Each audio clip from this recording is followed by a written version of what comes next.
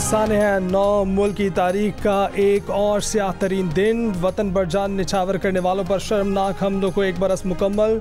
सदर आसिफ अली जरदारी ने कहा कि 9 मई पाकिस्तान की तारीख में यौम स्याह के तौर पर याद रखा जाएगा। 9 मई को सियासी तौर पर मुश्तिल हजूम ने मुल्क भर में कोहराम मचाया। मुश्तिल हजूम ने सरकारी अमलाक, फौजी तनसीबात को नुकसान पहुँचाया। पुरतशद्दुद वाक़यात से सिर्फ पाकिस्तान के दुश्मनों के मुफादात पूरे हुए। हमले रियासती रेट, कानून की हुक्मरानी और इदारे कमज़ोर करने की कोशिश थे। बुनियादी हकूक़ का गलत इस्तेमाल करके तशद्दुद पर उकसाने की किसी कोशिश को बर्दाश्त नहीं करेंगे। वज़ीर आज़म शहबाज शरीफ का कहना है कि ये रियासत पर सियासत कुर्बान करने और हमला करने वाली सोचों को अलग करने वाला दिन है। 1 साल गुजर गया, कौम अपने मुजरिमों को ना भूली ना भूलेगी। गवर्नर सिंध ने कहा कि इस दिन कौमी तनसीबात पर हमला मुल्क के खिलाफ सोची समझी साजिश थी। पूरी कौम ने 9 मई वाक़े को मुस्तरद कर दिया था।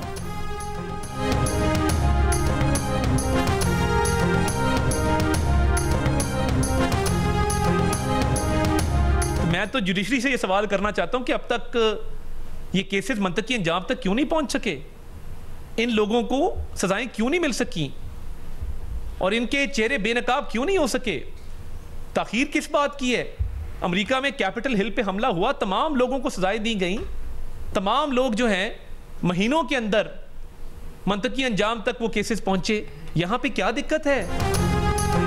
आदलिया ने 9 मई वाक़यात के जिम्मेदारों को अब तक सज़ा क्यों नहीं सुनाई? वफाकी वज़ीर इत्तलात अताउल्लाह तारड़ का सवाल। प्रेस कॉन्फ्रेंस में कहा कि जो काम दुश्मन न कर सका वो 9 मई को इन्होंने कर दिया। शोहदा के मुजस्मों को आग लगाई, उनकी यादगारों को ईंटें मारी। एक दहशतगर्दी में ज़ियारत में कायद-ए-आज़म रेजिडेंसी जलाई गई। सियासी दहशतगर्दी में लाहौर का जिन्ना हाउस जलाया गया। इन लोगों को लाशें चाहिए थी, इसलिए पूछते हैं कि हमें रोका क्यों नहीं? कैपिटल हिल पर हमला करने वालों को भी सज़ा हुई। अदलिया से गुजारिश है कि 9 मई के केस भी मंतकी अंजाम तक पहुँचने चाहिए। वज़ीर इत्तलात ने कहा कि आज वफाकी काबीना का खसूसी इजलास बुलाया गया है, जिससे वज़ीर आज़म खिताब करेंगे। इजलास में people's party, IPP, national party, Muttahida Qaumi movement और मुस्लिम लीग काफ के साथी भी शिरकत करेंगे। वज़ीर आज़म कन्वेंशन सेंटर में तकरीब से भी खिताब करेंगे। कौम 9 मई के मकरूह चेहरों को कभी नहीं भूलेगी।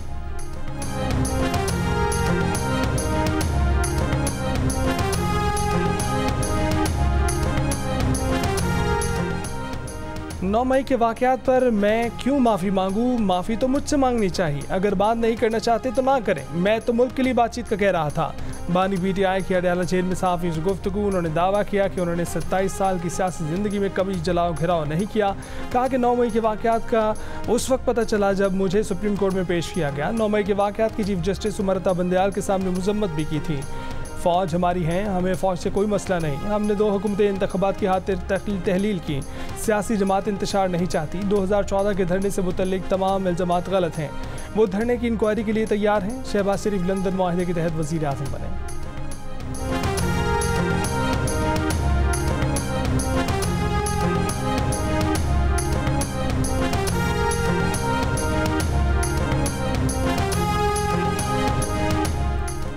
मुख्तलिफ मकातब फ़िक्र के उलमाए कराम और अक़लियती बिरादरी का जिन्ना हाउस का दौरा। सानहा 9 मई की मजम्मत और पाक फ़ौज के खराज तहसीन पेश किया गया। कहा कि 9 मई को शरपसंदों ने वो काम किया जिसे भारत जैसा दुश्मन मुल्क भी ना कर सका। कायद-ए-आज़म का घर जलाने और शोहदा की बेहुरमती करने वाले मुआफ़ी के मुस्तहिक़ नहीं। मुतालबा किया कि पकड़े गए शरपसंदों को सज़ा दी जाए। जिन्ना हाउस में सहाफ़ियों के वफ़द समेत सिविल सोसाइटी के लोगों की भी आमद। यूथ तंजीमों सिविल सोसाइटी ने अफ़वाज पाकिस्तान से यकजहती का इजहार किया। सानहा 9 मई के मुल्ज़िमान को कैफ़े किरदार तक पहुँचाने का मुतालबा। कराची में पाक फ़ौज रियासती इदारों से इजहार यकजहती के लिए सी व्यू पर सिविल सोसाइटी की रैली। शुरा ने कहा कि शरपसंद अनासर ने पाक फ़ौज और अवाम में दूरियाँ पैदा करने की कोशिश की। कौम पाक फ़ौज के साथ खड़ी है।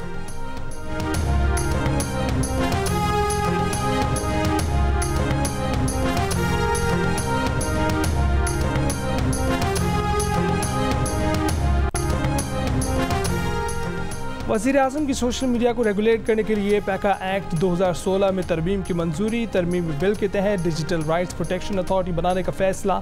मुजव्वज़ा डिजिटल राइट्स अथॉरिटी ऑनलाइन मवाद को रेगुलेट करेगी। नए पैका कानून की खिलाफ वर्जी करने वालों के खिलाफ कार्रवाई करेगी। मुजव्वज़ा पैका बिल 2024 काबीना की मंजूरी के बाद पार्लियामेंट में पेश किया जाएगा। मुजव्वज़ा पैका एक्ट 2024 के तहत डिजिटल राइट्स प्रोटेक्शन एजेंसी के क़याम की मंजूरी। पैका तरमीमी बिल और डिजिटल राइट्स प्रोटेक्शन एजेंसी की इंचार्ज वज़ारत IT होगी।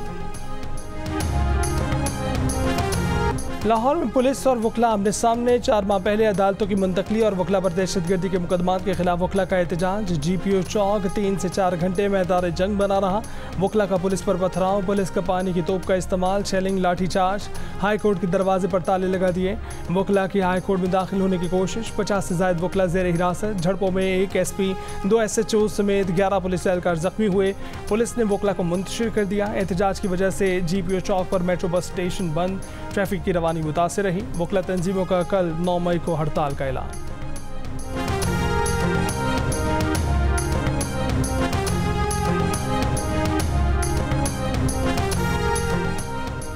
वफाकी वज़ीर कानून सेनेटर आज़म नज़ीर तारड़ का वज़ीर आला पंजाब मरीम नवाज से रब्ता। वकला के एहतजाज से पैदा सूरत हाल पर गुफ्तगू। रहनुमाओं ने इत्तफाक किया कि वकला के जायज़ मुतालबात का एहतराम है, मामला अफ़ाम तफ़हीम से हल किया जाए।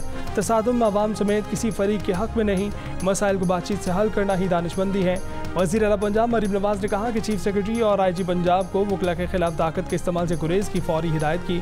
वज़ीर कानून आज़म नज़ीर तारड़ ने कहा कि वकला दहशतगर्द नहीं, पुलिस हिरासत में मौजूद वकला रिहा किए जाएँ। रहनुमा मुस्लिम लीग नून सेनेटर तलाल चौधरी ने कहा कि वह लाहौर के वाक़े में सूबाई हुकूमत का कोई अमल दखल नहीं है। प्रोग्राम कैपिटल टॉक में गुफ्तगू करते हुए कहा कि ये मामला जजों और वकला के दरमियान है।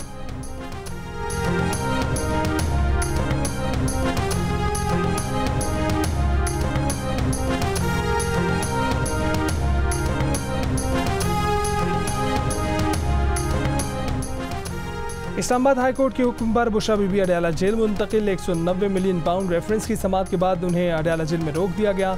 जेल ज़राए का कहना है कि बुशरा बीबी का सामान सब जेल बनीगाला से अडयाला जेल मुंतकिल कर दिया जाएगा। इस्लामाबाद हाई कोर्ट ने अडयाला जेल मुंतकली की बुशरा बीबी की दरख्वास्त मंजूर करते हुए जेल हुक्काम का गुंजाइश न होने और सिक्योरिटी मसाइल के बायस बुशरा बीबी को जेल मुंतकिल न करने का मौक़िफ़ मुस्तरद कर दिया था।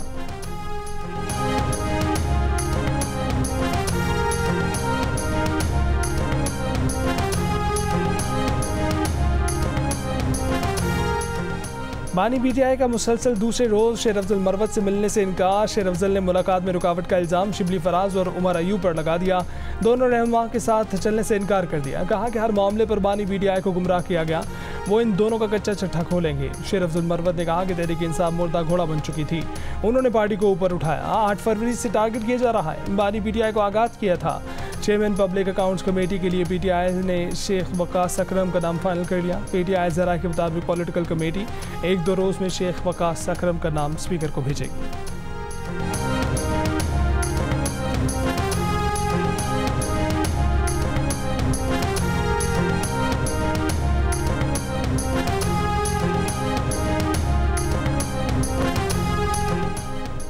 एक यूनिट बिजली 2 रुपये 83 पैसे महंगी कर दी गई। बिजली की कीमतों में इजाफे का इतलाक मई के बिलों पर होगा। इजाफा मार्च की माहाना फ्यूल चार्जेस एडजस्टमेंट की मद में 1 माह के लिए किया गया।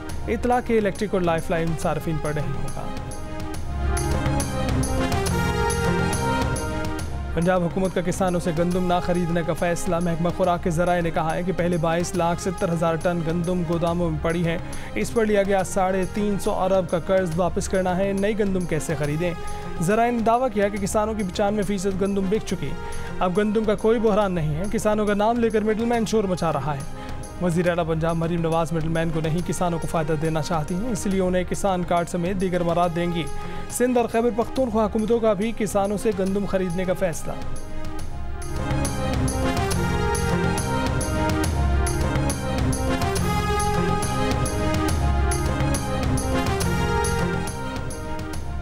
चेयरमैन PTI बैरिस्टर गौहर ने कहा है कि पाकिस्तान में आइन अमली तौर पर ख़त्म हो चुका है। आइन में तरमीम होनी चाहिए, लेकिन PTI जजेस की मुद्दत बढ़ाने घटाने की मुखालफत करती है। आइन में तरमीम से जजेस की रिटायरमेंट उम्र बढ़ाने की मुखालफत करेंगे। तहफ़्फ़ुज़ आइन पाकिस्तान कैसे और क्यों के उन्वान से सेमिनार से खिताब करते हुए कौमी असम्बली में कायदे हिज़्ब इख्तिलाफ उमर अयूब ने कहा कि हमारा 1 पॉइंट एजेंडा आइन और कानून की बालादस्ती है। 9 मई एक साजिश थी जिसका निशाना बानी PTI थे। PTI के रहनुमा असद कैसर बोले कि जो इल्ज़ामात हम पर लगे उन्हें मुस्तरद करते हैं। इन इल्ज़ामात की तहकीकात के लिए अदालती कमीशन बनाया जाए।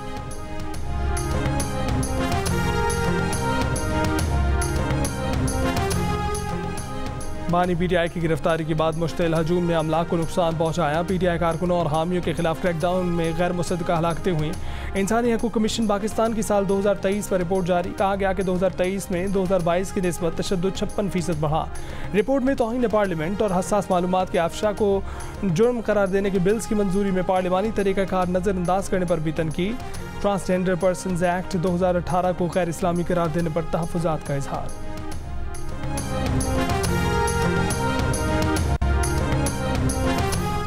MKM पाकिस्तान के सिंध असम्बली इजलास में 9 मई वाक़े पर मज़म्मती करारदाद लाने का फैसला। अपोजिशन लीडर अली खुर्शीदी का जुमेरात के इजलास में मज़म्मती करारदाद लाने के लिए स्पीकर कादिर शाह से रब्ता। दोनों रहनुमाओं की असम्बली इजलास से पहले मुलाकात में मुश्तरका करारदाद लाने के लिए बात होगी।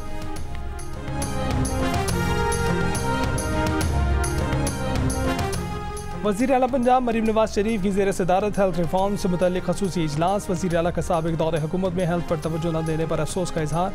मरीज अस्पताल प्रोजेक्ट में सरकारी ख़जाने को 4 अरब रुपये नुकसान पहुँचाने पर शदीद बरहमी। कानूनी कार्रवाई का फैसला। मरी में नए अस्पताल के क़याम के लिए फ़ौरी इक़दामात की हिदायत। वज़ीर आला पंजाब से तुर्कमानिस्तान के सफ़ीर अताजान नूर की मुलाकात। तुर्कमानिस्तान की पंजाब में तिजारत और सरमायाकारी करने में दिलचस्पी का इजहार।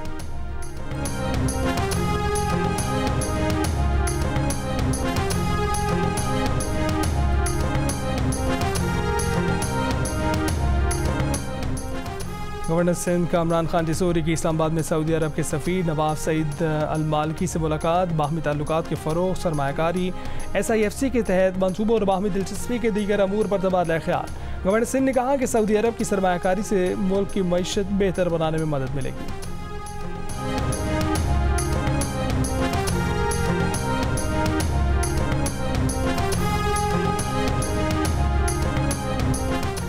क्या प्रोसिक्यूटर की टांगें कांप रही हैं? क्या आज़म खान का बयान तस्लीम नहीं किया जाएगा?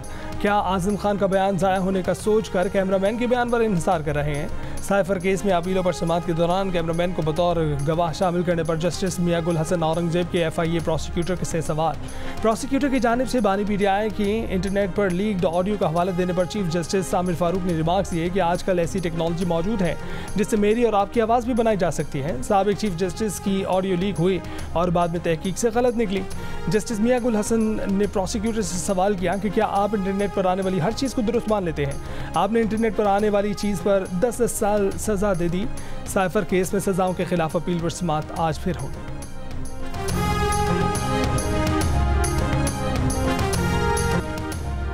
40,000 के करीब फ़लस्तीनियों की शहादत और गज़ा के 80% तबाही के बाद अमरीका ने इसराइल को तबाहकुन 3,500 बमों की फराहमी रोक दी। अमरीकी वज़ीर दिफा ने तस्दीक कर दी। इसराइली तैयारों, टैंकों के गज़ा के दीगर इलाकों और रफ़ा में हमले जारी। गुज़िश्ता 24 घंटों में मज़ीद 55 से ज़ायद फ़लस्तीनी शहीद। अल-शिफा अस्पताल से तीसरी इज्तिमाई कब्र दरियाफ्त हुई। तशद्दुद सरकलम की हुई 49 लाशें बरामद। इसराइली फ़ौज की इनखला की धमकी। रफ़ा के सबसे बड़े अस्पताल अल निजार में काम रुक गया।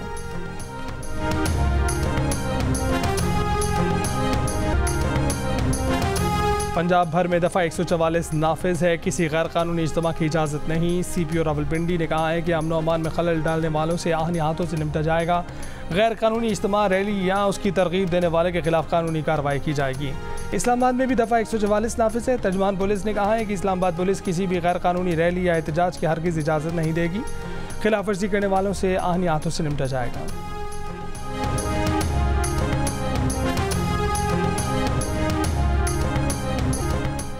वज़ीर आला खैबर पख्तूनख्वा अली अमीन गंडापुर का DI खान में जलसा गाह का दौरा। कहा कि 9 मई का वाक़या कैसे हुआ, किसे फ़ायदा हुआ, आज बताऊंगा।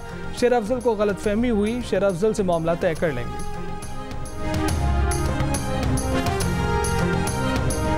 सरकारी हज स्कीम के तहत आज़मीन हज की पहली परवाज़ 150 आज़मीन हज को लेकर मदीना रवाना। कराची एयरपोर्ट पर रोड टू मक्का मंसूबे के तहत सऊदी इमिग्रेशन हुकाम को 8 काउंटर्स दिए गए हैं।